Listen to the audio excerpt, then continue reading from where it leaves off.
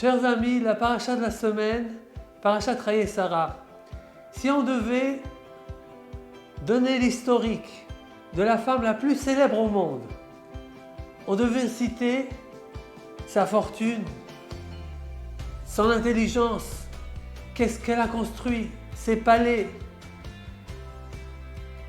Dans la paracha de la semaine, la Torah nous raconte Vayiyu Chayei Sarah, ce fut les vies de Sarah, Mea Shana, 100 ans, Esrim Shana, 20 ans, Vesheva Shanim, et 7 ans. Yemei Shene Chayei Sarah, les jours des vies, des années de Sarah. Pourquoi ces tranches d'âge, 100 ans, 20 ans, 7 ans? Les sages nous expliquent. Sarah Imenu, à l'âge de 100 ans, elle était pure, elle n'a pas fauté, comme à l'âge de 20 ans. Toute sa vie, son fil de conduite, c'était la volonté d'Hachem.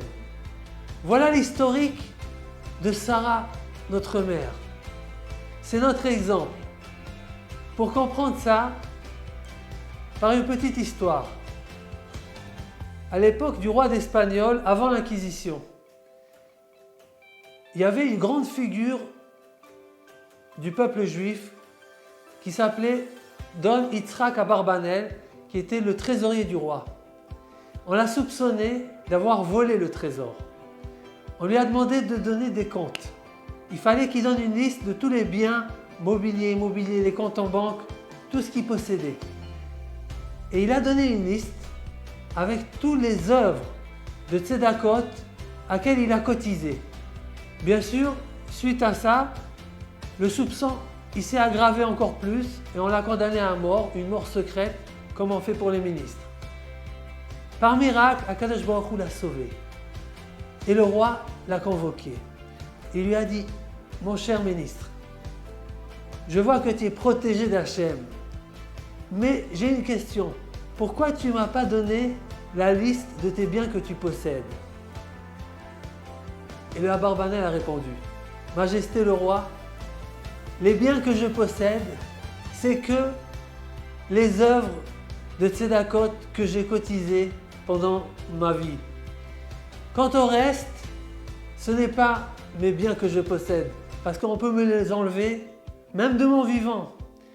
Et surtout, après ma mort, bien sûr, je veux me séparer d'eux. Mes enfants, mes petits-enfants, toute ma descendance vont se rappeler de ma mémoire. Par quoi? Par les œuvres que j'ai faites, parce qu'eux aussi, ils pourront refaire la même chose. Voilà comment nos maîtres et nos ancêtres se conduisaient et vivaient leur vie. Prions à Hachem de guérir tous les malades d'Israël, de nous apporter très vite la Géoula et le Mashiach, et de construire le Beth Amikdash. Amen, Ken Yeh Ratzon. Shabbat Shalom.